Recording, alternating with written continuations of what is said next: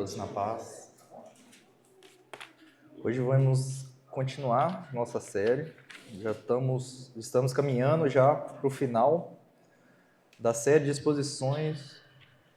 exposição no livro de Apocalipse. Hoje vamos expor o capítulo 15. Vamos expor o capítulo todo. São 8 versículos.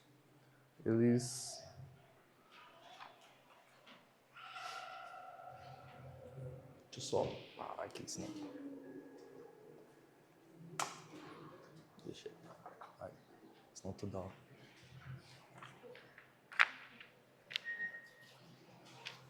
Esse é mais um ciclo que se inicia.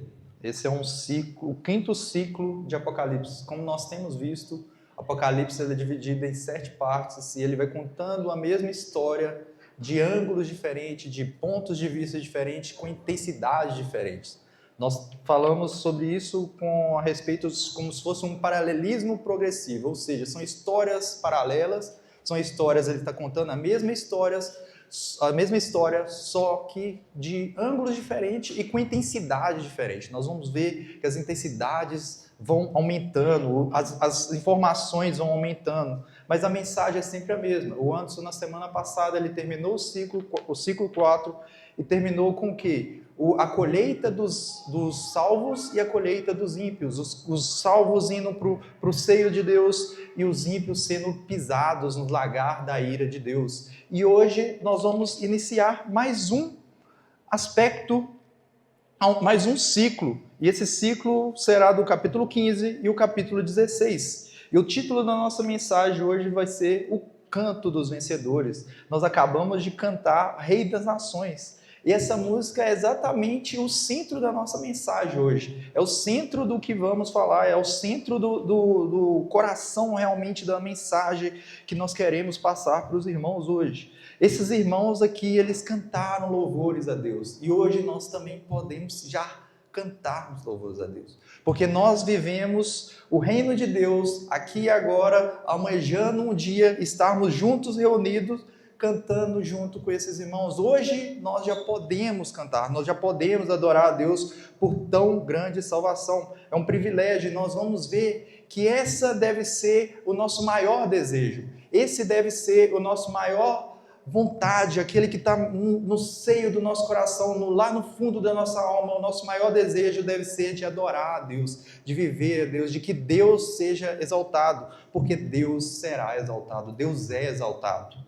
E a mensagem de hoje, então, vai estar dividida em 2 partes. Na primeira parte, nós vamos focar no canto dos remidos, dos vencedores, e nós vamos ver que, mesmo em face da morte, eles venceram, e vamos ver um prenúncio já do derramamento das taças da ira de Deus, dos flagelos. Essa pregação será na semana que vem. Nós não vamos focar muito nesse aspecto, porque na semana que vem será exposto para nós.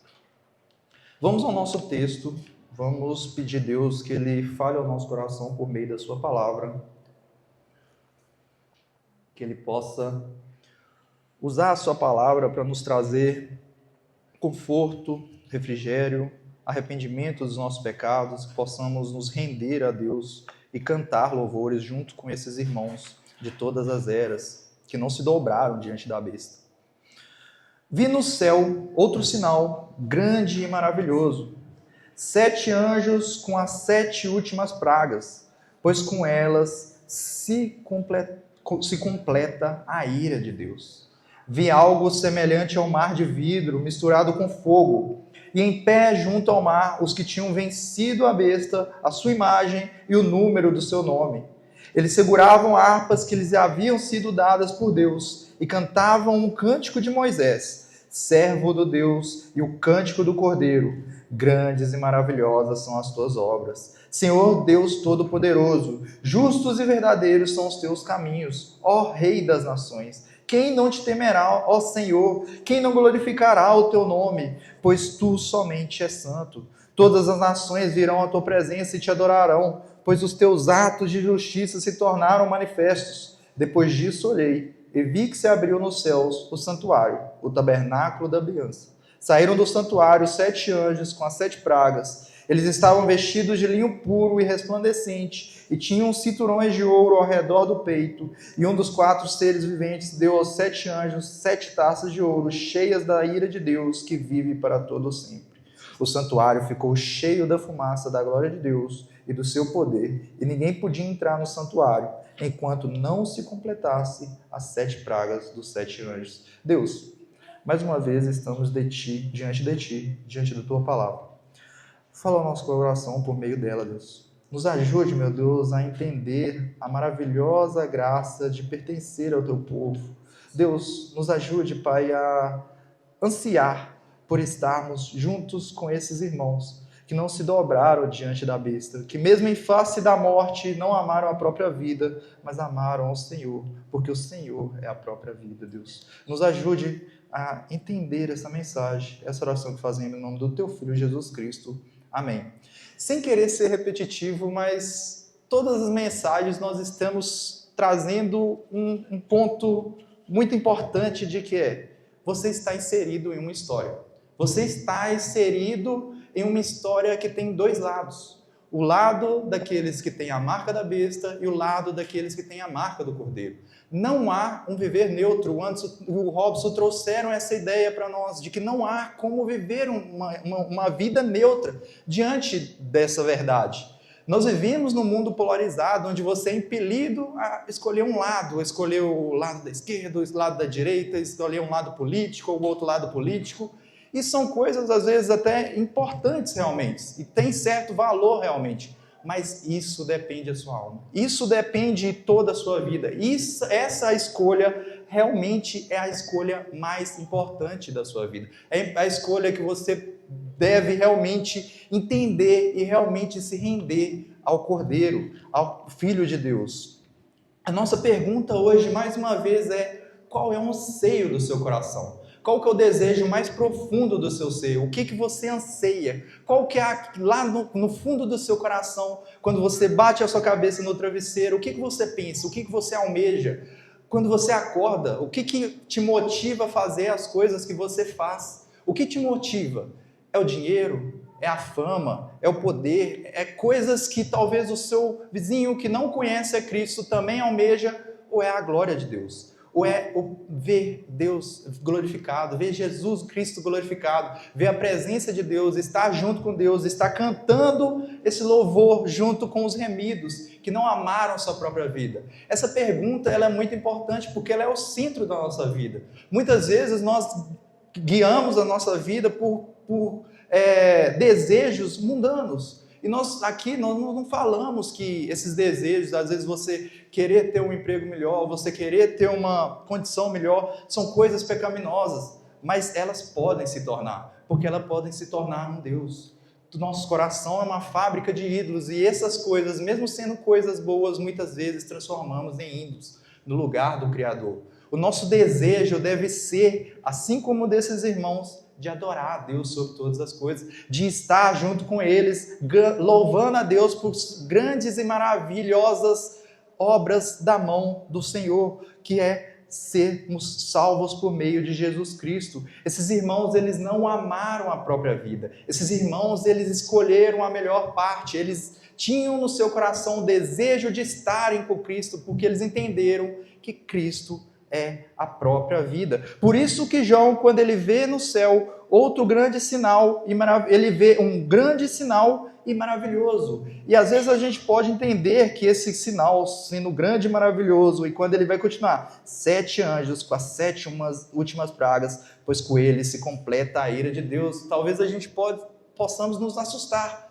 porque ele vai falar sobre a ira de Deus, sobre taças, sobre pragas, sobre anjos que estão com pragas, porque a ira de Deus foi completa. E aqui a ênfase está uma ênfase divina positiva. Por quê? Nós ansiamos pela volta de Cristo. O nosso anseio deve ser pela volta de Cristo. Essas coisas, elas têm que acontecer para que Cristo venha.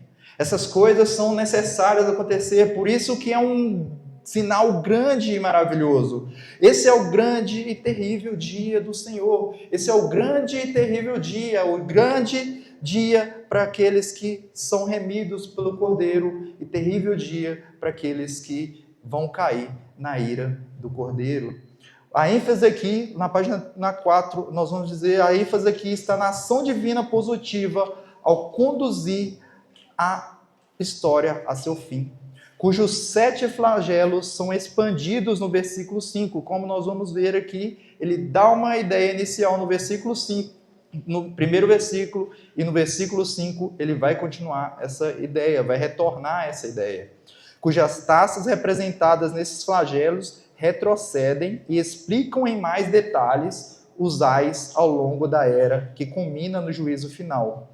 Logo, as taças, mais uma vez, referem-se ao juízo de Deus ao longo dos últimos dias da história humana, entendido como o período entre a ressurreição de Cristo e a sua vinda. Nós estamos contando a mesma história. Nós estamos contando a história da primeira vinda de Cristo até a segunda vinda de Cristo. Aqui, como nós vamos ver, quando for exposto a pregação na semana que vem, nós vamos ver as 7 taças da ira de Deus e esses flagelos que Deus envia ao mundo de forma muito mais intensa do que outros flagelos, outras taças, quando as trombetas são tocadas, quando os selos são abertos, de uma forma muito mais intensa. Então esse é um grande sinal maravilhoso, porque ele conduz ao final, ele conduz a nossa esperança que é do retorno de Cristo, onde Cristo restaurará todas as coisas, onde Cristo irá restaurar todas as coisas que foram criadas por Ele, que foram manchadas pelo pecado, que foram contaminadas pelo pecado. E agora nós vamos ver, ele vê outra coisa, ele viu algo semelhante a um mar de vidro, misturado com fogo, e em pé junto ao mar, os que tinham vencido a besta, a sua imagem e o número do seu nome. Eles seguravam harpas que lhes haviam sido dadas por Deus e cantavam o cântico de Moisés, servo de Deus, e o cântico do Cordeiro. Grandes e maravilhosas são as tuas obras, Senhor, Deus Todo-Poderoso. Justos e verdadeiros são os teus caminhos, ó Rei das nações. Quem não te temerá, ó Senhor? Quem não te glorificará o teu santo nome? Pois tu somente és santo. Todas as nações virão à tua presença e te adorarão, pois os teus atos de justiça se tornaram manifestos. Aqui a cena está localizada no céu. Aqui eles estão diante do Cordeiro, eles estão de pé, em pé, no mar de vidro, misturado com fogo, e junto ao mar, os que tinham vencido a besta. Na pregação do Robson, no capítulo 3, é dito que foi dado à besta poder para vencer os descendentes da mulher. E muitos deles morreram. Muitos deles têm morrido ao longo da história. Como nós estamos falando, nós estamos contando a história do início da ressurreição de Cristo até a sua segunda vinda. Ao longo da história, muitos irmãos nossos morreram, padeceram diante da besta, mas o que era a morte para eles se tornou vida. A nossa fé, ela é uma fé invertida, é uma fé daquele que perde, ganha, daquele que ganha, perde. Nós temos aqui uma cena localizada no céu, e mostrando os mártires que morreram. E eles morreram das diversas formas, e mais selvagens, cruéis e agonizantes que se possam imaginar. Muitos morreram dessa forma. Entretanto, é dito que saíram vencedores. A besta os matara, mas eles viveram. Várias vezes os registros da igreja primitiva descrevem o dia do martírio como um dia de vitória. Na crônica do martírio de Santa Perpétua, lemos: amanheceu o dia de sua vitória, e caminharam da prisão até o anfiteatro, como se fossem partindo ao céu, felizes com seus rostos serenos. Pode suceder frequentemente que a morte seja uma vitória maior que continuar vivendo. A vida deve às vezes interpretar-se como uma derrota. Jesus disse: quem quiser salvar sua vida, perdê-la-á, e quem perder a vida por minha causa, achá-la-á. Esses irmãos, eles morreram pelo amor do Evangelho, pelo testemunho do Evangelho. Eles se entregaram pelo amor de Cristo, por amor da palavra de Deus, porque eles entenderam que Cristo é melhor do que a própria vida, porque Cristo é a própria vida. Eles entenderam que não há vida longe do Senhor, longe do Salvador, e aqui já vai uma aplicação para a nossa vida. Nós vivemos num país onde nós temos certa liberdade, nós temos o direito de culto, nós estamos aqui cultuando a Deus e muito provavelmente ninguém vai vir aqui nos incomodar. Nós temos essa liberdade, nós temos liberdade de falar sobre a nossa fé com os nossos colegas, com os nossos familiares, em várias oportunidades. Nós não temos uma arma apontada para a nossa cabeça e falando conosco, se nós não negarmos a Cristo, nós vamos morrer. Mas quantas vezes nós negamos a Cristo por coisas tão banais, por coisas tão pequenas, por coisas tão triviais da nossa vida? Muitas vezes nós somos como Pedro, que falou com Cristo que iria morrer com ele, mas diante dali ele nega Cristo, ele nega. Muitas vezes nós negamos a Cristo. Esses irmãos, eles não amaram a sua própria vida. Nós temos que também não amar a nossa própria vida. Nós temos que ansiar por estarmos com Jesus Cristo por todo sempre. Nós temos que tirar os nossos olhos daqui e de agora, porque o Anderson muitas vezes ele tem trago essa ilustração. Nada do que estamos apalpando, nada do que estamos vendo, isso permanecerá. Todas essas coisas passarão. Todas essas coisas que a gente tem algum valor, que a gente dá algum valor, e mais uma vez não estou dizendo que elas não têm algum valor em si, mas elas passarão, elas não são nada comparadas com Cristo. Esses irmãos, eles entenderam, olha só, amanheceu o dia da sua vitória, e caminharam da prisão até o anfiteatro como se fossem partindo ao céu, felizes com seus rostos serenos. Eles estavam diante da morte, eles iriam morrer, mas eles sabiam que eles iriam viver. Na morte deles, eles iriam encontrar vida em Cristo, porque Cristo os havia prometido que os ressuscitaria. Cristo havia os prometido que eles estariam junto com Ele na glória. E na glória eles cantam um cântico novo. Eles cantam um cântico que nos foi apresentado. Está vendo como que essa mensagem é uma mensagem igual, mas de foco diferente? No capítulo 14... no versículo 3, é dito que os 144 mil entoavam um cântico que ninguém podia aprender, a não ser os 144 mil, que representa a totalidade do povo de Deus. Aqui nos é revelado esse cântico. Aqui nos é revelado o que eles adoram. E é interessante a gente ver que eles não adoram a Deus, ou eles não falam, glorificam a Deus simplesmente porque eles foram salvos ou coisa desse tipo, mas eles adoram a Deus pelo aquilo que Ele é. Eles adoram a Deus porque Deus é manifesto, as suas obras foram manifestas, porque os seus juízos foram manifestos, porque a sua santidade foi manifesta. E todos adoram a Deus. Grandes e maravilhosas são as obras da mão do nosso Deus. E esses irmãos, eles cantam esse louvor. E esse é o cerne da nossa mensagem. Porque esse é o cerne da nossa mensagem, porque esse deve ser o fruto do nosso louvor, isso deve ser o que sai da nossa boca, nós devemos viver isso aqui e agora, já almejando o dia em que estaremos com Cristo eternamente, cantando esse louvor junto com os outros irmãos de todas as eras, junto com outros irmãos que não se dobraram diante da besta. Como eu falei anteriormente, muitos irmãos morreram e se entregaram a sua vida pelo amor de Cristo. Hoje também nós devemos morrer e entregar a nossa vida por amor de Cristo, nos nossos dia a dia, na nossa relação com nossos familiares, nossa relação no nosso trabalho, na nossa relação na nossa casa.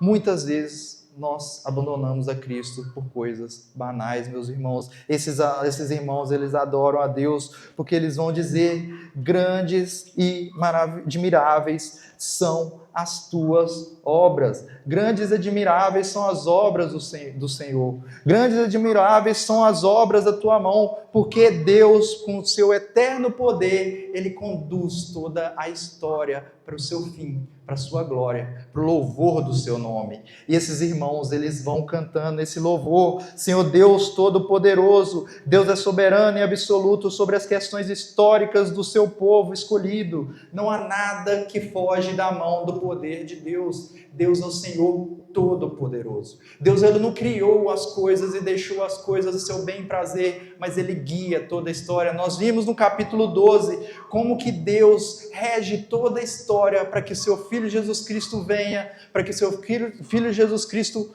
morra e ressuscite, e ele conserva a sua igreja, ele preserva a sua igreja, mesmo diante das perseguições, da perseguição da besta, mesmo esses irmãos muitas vezes morrendo, como nós estamos vendo aqui, Deus está preservando a sua igreja, Deus está controlando todas as coisas.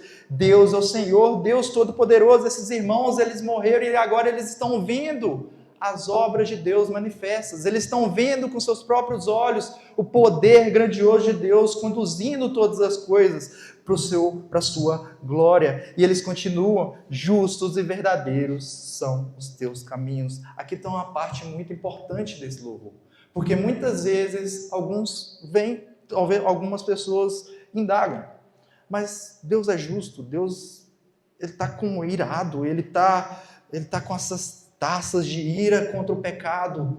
Nós já falamos sobre isso e nós vamos falar novamente. O pecado é odioso, o pecado ele é uma afronta a Deus. O Anderson trouxe uma ilustração muito, acho que não tem outra ilustração melhor do que essa, que é de uma criança no colo de seu pai e arranhando o rosto de seu pai. Nós só podemos pecar, o pecado é tão odioso porque Deus ele nos sustenta, e nós só podemos pecar porque Deus nos sustenta. Isso é odioso demais, meus irmãos. Isso é odioso, isso é uma afronta ao Deus que é santo, que não pode contemplar o mal. E como muitas vezes nós usamos da vida, do sopro de vida que o Senhor nos deu para pecar contra Deus, para afrontar Deus, para afrontar o nosso próximo, a criação que Deus fez. Como nós usamos da vida que Deus nos deu, muitas vezes, não para louvar a Deus, mas para maldizer os nossos irmãos que foram feitos à imagem e semelhança de Deus.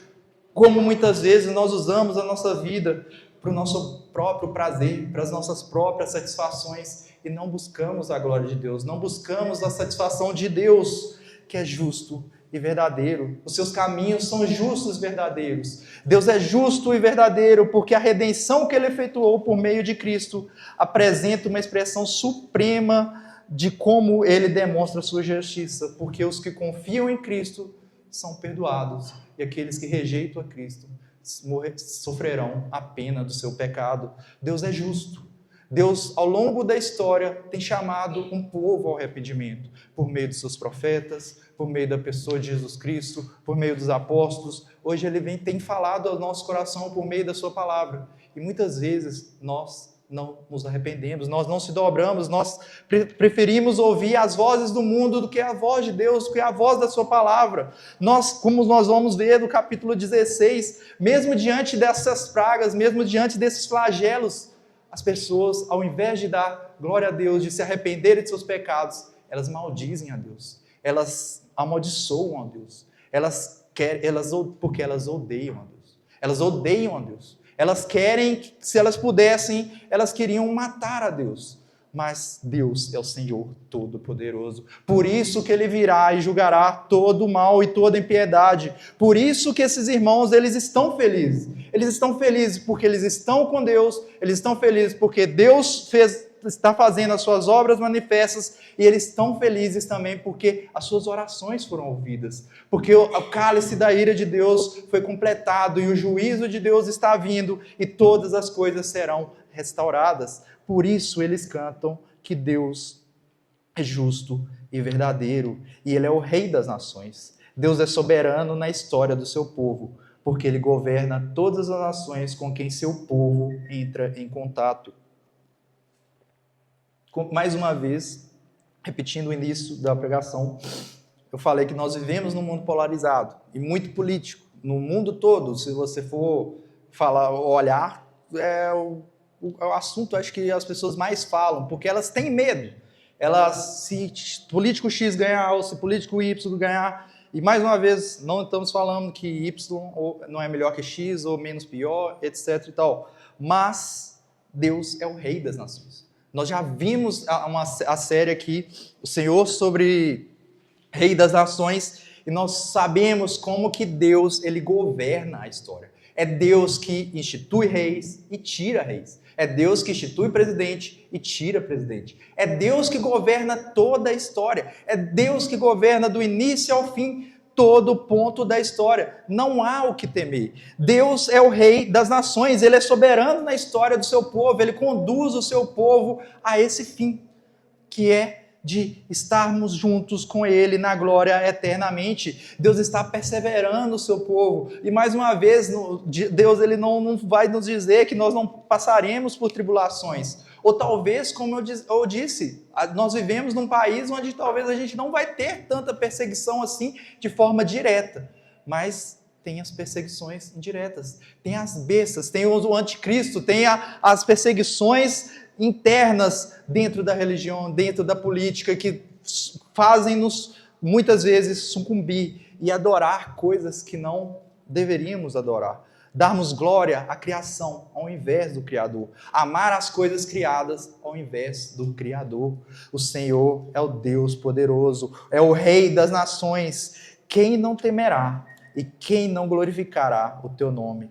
Todos testemunharam suas grandes obras e atos de justiça, e por isso eles louvam a Deus e ao Cordeiro, pois são santos e dignos de louvor. Aqui eu não coloquei na ordem de culto, mas em Filipenses capítulo 2, diz que Jesus Cristo, mesmo sendo Deus, não teve como usurpação ser igual a Deus, antes se esvaziou, se humilhou, tomando a forma de um homem, morreu à morte de cruz, ressuscitou, e Deus o deu um nome que é sobre todo nome, o qual toda língua confessará que Ele é o Senhor, para a glória de Deus Pai.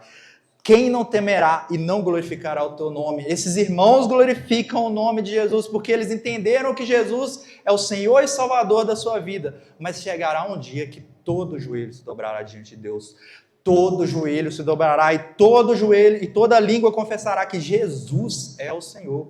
Não há outro Senhor, não há outro. Hoje, aqui e agora, nós já podemos nos render a esse Senhor que é muito mais poderoso do que nós. Como a parábola de Jesus, quando ele vai dizer que um rei saindo à guerra, ele encontra outro rei mais poderoso do que ele e ele se rende. Nós somos os que nos rendemos, porque nós temos um rei mais poderoso, nós temos um Senhor mais poderoso.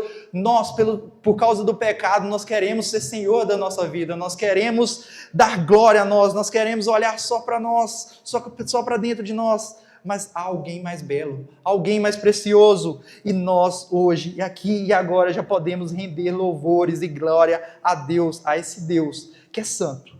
E eles continuam, pois só tu és santo.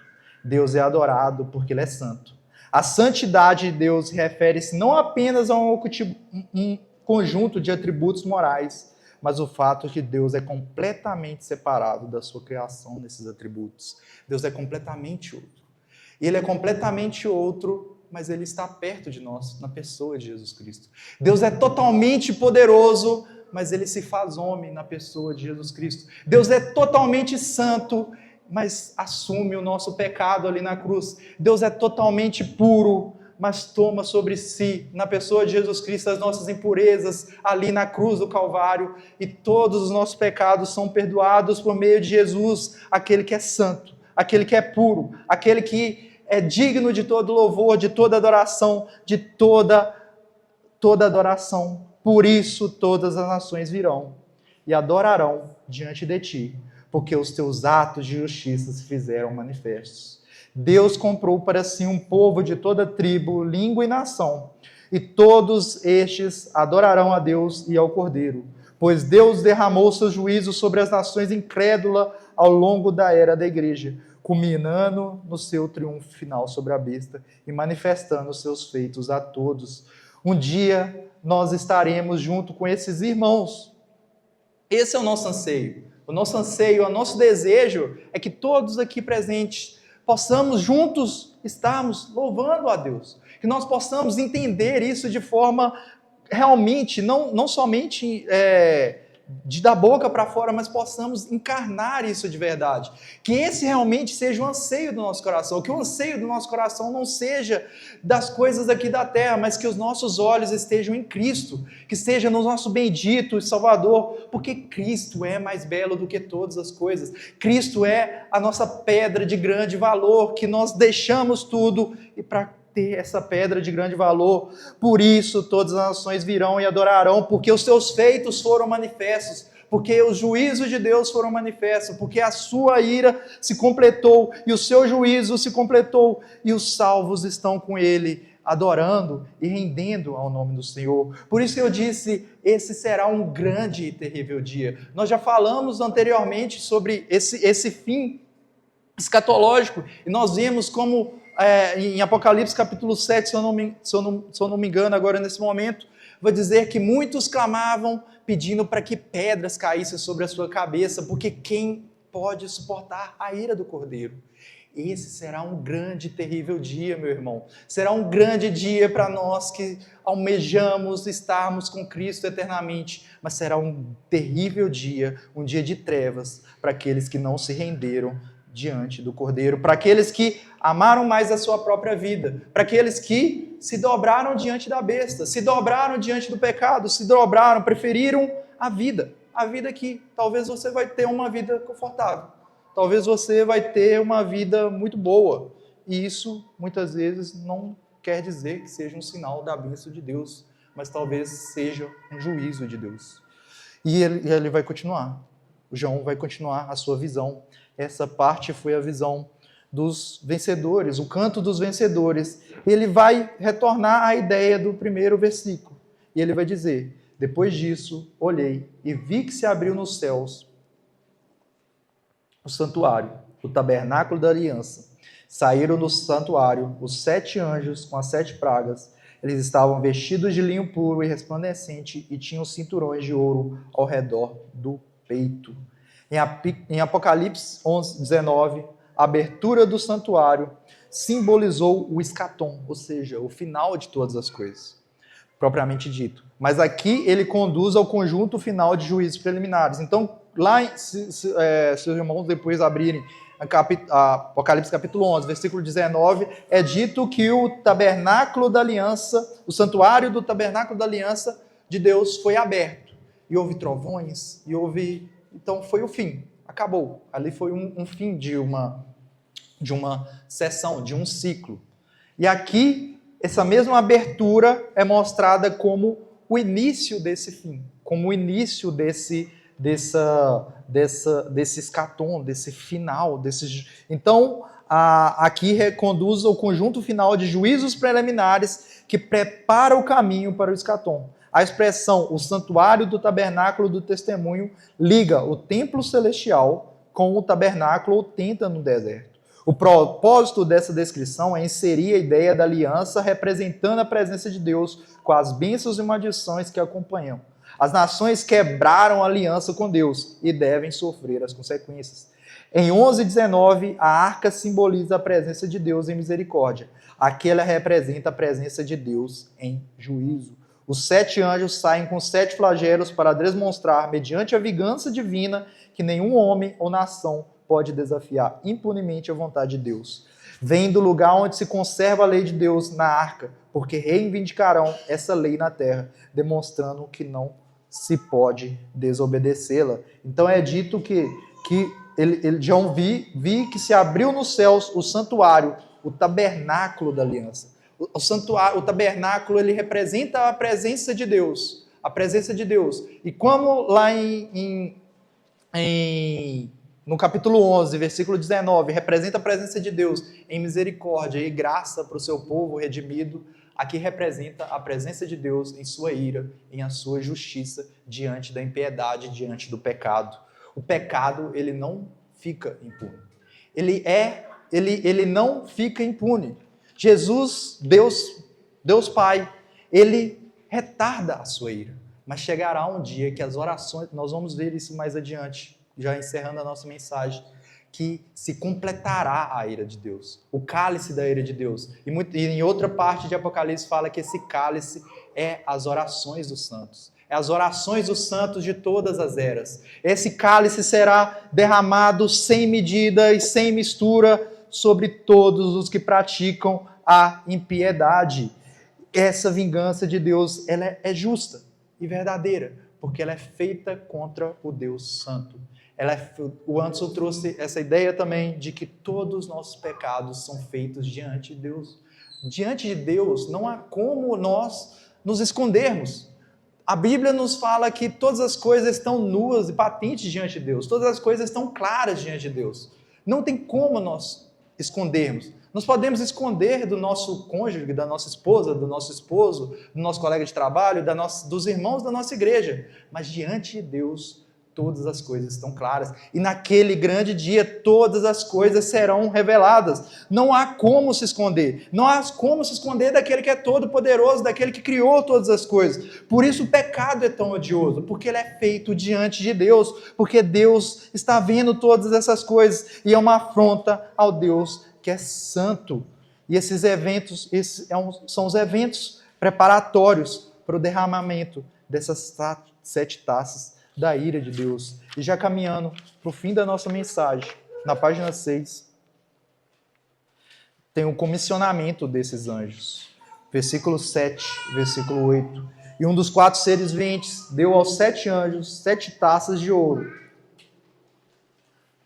cheias da ira de Deus, que vive para todo sempre. O santuário ficou cheio da fumaça da glória de Deus e do seu poder, e ninguém podia entrar no santuário enquanto não se completasse as 7 pragas dos 7 anjos. Esses anjos recebem dos 4 seres viventes taças de ouro cheias da cólera de Deus. As punições dessa taça são respostas de Deus às orações dos santos por vindicação. Apocalipse 5:8, Apocalipse 6:10 e Apocalipse 8:3-5 nos é dito que essa taça de Deus são as orações dos santos. Logo, as taças simbolizam a ira de Deus que vem para punir pessoas más. A última afirmação do capítulo revela o fato de que as aflições das taças, em última análise, não procedem dos 7 anjos, nem dos 4 seres viventes, mas do próprio Deus. O santuário ficou cheio da fumaça da glória de Deus e do seu poder. A ideia de que ninguém pode se aproximar. A fumaça que cobre a glória de Deus. Sucede tanto no tabernáculo no deserto como no templo. Êxodo 40 e 1 Reis, capítulo 8. Ninguém pode vir ao templo até que as 7 pragas tenham sido completadas. O templo permanecerá fechado até que as pragas tenham completado o seu propósito de juízo. Isso significa que nenhum rogo, nenhuma oração humana pode deter o juízo de Deus. A justiça de Deus é vingar as injustiças dos homens e não há nada que se possa fazer para deter esse inexorável juízo ou para desviá-la até que se tenha completado seu propósito. Aqui está o fim da nossa mensagem. Há um comissionamento desses anjos. E esses anjos é dado a eles 7 taças de ouro cheias da ira de Deus, que são as orações dos santos, como nos é falado nesses outros textos de Apocalipse. A ira de Deus foi completada, como é dito no primeiro versículo do capítulo 15, e ela será derramada sem medida sobre todos os que praticam a impiedade. Esse dia, meus irmãos, ele chegará. E ele não tardará. Muitos podem argumentar e falar, como eu ouço sobre isso desde que eu nasci, tem tanto tempo, vocês falam que Jesus nasceu tem 2000 anos, e isso não estou vendo nada acontecer. E como eu falei, nós vivemos num país que talvez a gente não vê muitas coisas dessas realmente acontecendo, mas a palavra de Deus, ela não falha. Em 2 Pedro, capítulo 3, versículo 9, diz exatamente essa pergunta que muitos fazem. O Senhor não demora em cumprir a sua promessa, como julgam alguns. Pelo contrário, Ele é paciente com vocês, não querendo que ninguém pereça, mas que todos cheguem ao arrependimento. O dia do Senhor, porém, virá como ladrão. O dia do Senhor, porém, virá como ladrão. Os céus desaparecerão com um grande estrondo. Os elementos serão desfeitos pelo calor. E a terra e todo o que nela será desnudada. Visto que tudo será assim desfeito, que tipo de pessoas é necessário que vocês sejam? Vivam de maneira santa e piedosa, esperando o dia de Deus e apressando a sua vinda. Naquele dia, os céus serão desfeitos pelo fogo, os elementos se derreterão pelo calor. Todavia, de acordo com a sua promessa, esperamos novos céus e nova terra, onde habita a justiça. Portanto, amados, enquanto esperam essas coisas, empenham-se para serem encontrados por Ele em paz, imaculados e inculpáveis. Todas essas coisas, meus irmãos, acontecerão. Todas essas coisas, tudo que nós achamos que tem algum valor aqui na terra, será destruída, será renovada, na verdade, será restaurada todas as coisas. O apóstolo Paulo vai dizer que a criação aguarda gemendo a redenção de todas as coisas. Nós também, que nós já somos redimidos pelo poder de Jesus, nós aguardamos a redenção do nosso corpo. Nós aguardamos o dia em que nós, junto com todos os remidos de todos os tempos, de todas as eras, cantaremos louvores a Deus pelos séculos dos séculos. O dia em que Jesus vier, nós estaremos, que nós sejamos encontrados de pé, como o próprio Cristo vai dizer para nós em Lucas capítulo 24, que naquele dia que nós possamos ser encontrados de pé, que nós não estejamos envolvidos ou pensando em coisas dessa vida, pensando loucamente em como ganhar dinheiro, em como ser mais sucedido, em como ter um melhor emprego, em como fazer, ou como casar, ou como trabalhar, ou como fazer qualquer coisa, mas que nós estejamos pensando em Deus, na sua glória, no seu poder. Meus irmãos, o dia do Senhor virá e Ele não tardará. As suas promessas todas foram cumpridas na pessoa de Jesus Cristo, e mais essa promessa não se falhará, ela será cumprida. Nós vemos ao longo da história como nossos irmãos foram perseguidos, têm sido perseguidos em outras partes do mundo, e como que o Senhor tem os preservado, como muitos não têm amado a sua própria vida, mas têm amado a Cristo, têm se entregado a Cristo. Esse deve ser o desejo do nosso coração. Esse deve ser o anseio do nosso coração. Eu volto à pergunta do início da nossa mensagem. O que move o seu coração? Qual que é o seu desejo? É estar junto com esses irmãos adorando a Deus? Ou é ter mais dinheiro? Ou é ter o carro do ano? Ou é ter mais uma graduação? Ou é ter qualquer coisa? É ter uma família grande, uma família feliz? É ter sua família, todo mundo muito bem, de saúde e tudo mais? Mais uma vez, são coisas boas, tá vendo? São coisas boas. Eu quero muitas dessas coisas também. Mas que Cristo seja o anseio da nossa alma. Que aquilo que quando a gente vai dormir, a gente pense, seja Cristo. Quando a gente acordar, seja Cristo. Tudo aquilo que a gente fizer, seja para a glória de Deus. Quer comais, quer bebais, fazer tudo para a glória de Deus. O que move o nosso coração, que nós queiramos cantar esses louvores aqui e agora, para que quando estivermos juntos no céu, nós estejamos cantando esse louvor. Que o nosso desejo não seja de ir pelo céu para escapar desse juízo que virá, mas que seja porque o Cristo está lá, porque a presença do Cordeiro está lá, porque o Senhor Todo-Poderoso está lá. O nosso desejo é estar com Cristo, porque Cristo é a vida, Cristo é a nossa esperança. Cristo é mais belo do que todas as coisas. O dia do Senhor virá e Ele não tardará. O Senhor não demora em cumprir a sua promessa, como julgam alguns. Pelo contrário, Ele é paciente com vocês, não querendo que ninguém pereça. Hoje ainda há oportunidade para nos arrependermos, nos rendermos a esse Rei que é mais poderoso do que nós. Hoje ainda há oportunidade, mas chegará um dia que o santuário ficou cheio da fumaça da glória, do seu poder, e ninguém podia entrar no santuário enquanto não se completasse as 7 pragas dos 7 anjos. Chegará um dia em que não terá escapatória. Chegará um dia em que o cálice da ira de Deus estará completado. Por enquanto, Deus está retardando a sua ira. Deus está nos dando, mais uma vez, uma oportunidade de nos arrependermos do nosso pecado. Nós que somos membros da IBR, nós temos que nos arrepender dos nossos pecados. Nós temos que nos comprometermos com a palavra de Deus. Quem ainda não é comprometido com a palavra de Deus, ou quem ainda não se entregou a sua vida a Cristo, hoje também é uma oportunidade que Deus nos dá. Deus dá essa oportunidade a todo aquele que confia na obra do teu Filho Jesus, no Filho Jesus Cristo, é dado o poder de ser chamado Filho de Deus. Hoje, se ouvirdes a minha voz, como a palavra de Deus nos diz, que não endureçamos o nosso coração, que queiramos realmente, ansiamos realmente por isso, por adorar a Deus, por bendizer a Deus, por louvar a Deus. Que esse seja o fruto do nosso lábio, que os nossos lábios venham adorar a Deus, que os nossos lábios venham querer a glória de Deus, querer o poder, que o poder de Deus seja manifesto, que as suas obras sejam manifestas, que o fim chegue para a glória de Deus Pai, que tudo aquilo que o Senhor nos prometeu por sua palavra seja cumprido. Esse é o desejo do nosso coração, para que o nome de Cristo seja glorificado.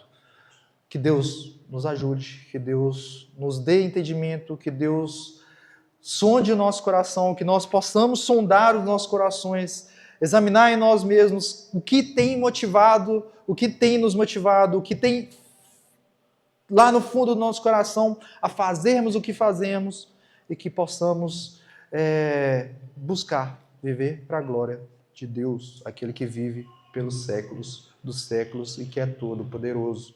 Vamos orar. Senhor Deus, amado Pai, bendito e exaltado seja o teu santo nome, Deus. Deus, tu és santo, justo, poderoso. Todos os seus caminhos, todas as suas obras, Pai, são manifestas. E todas elas, Pai, são justas e verdadeiras. Porque o Senhor é todo poderoso, o Senhor é o Criador dos céus e da terra, e o Senhor conduz com mão forte toda a história do seu povo para a sua glória, Deus. Oh Deus, nos ajude, meu Deus, a viver essas verdades. Nos ajude, meu Deus, a junto com esses irmãos de todas as eras que não se dobraram diante da besta, também nós nos dobrarmos, Pai, diante das vozes desse mundo, diante das bestas desse mundo, diante dos anticristos desse mundo. Muitos têm se levantado, Pai, para nos afastarmos de Ti, para desviarmos os nossos olhos, para tirarmos as nossas atenções de Ti, Pai. Mas que os nossos corações estejam em Ti, que os nossos olhos estejam na eternidade, Deus, que os nossos anseios, Pai, sejam de que o Teu nome seja glorificado. Pai, nós desejamos ver o Teu nome grande, nós desejamos, Pai, e nós sabemos que o Teu nome é grande. Nós queremos e sabemos que o Teu nome é grande, porque o Teu nome é poderoso, porque todas as coisas foram criadas pelo Senhor e para o Senhor, para a Tua glória. E nós só temos prazer e alegria em Ti, Pai. Nada desse mundo pode satisfazer o nosso coração. Nos ajude, Deus, a viver isso. Nos ajude, Deus, a entendermos isso para a glória de Deus, Pai. Essa oração fazemos em nome do Teu Filho Jesus Cristo. Amém, Senhor Deus. Meus irmãos, estamos agora caminhando para o momento da ceia, a ceia do Senhor. A ceia que, como falamos, não é a ceia da IBR exclusiva.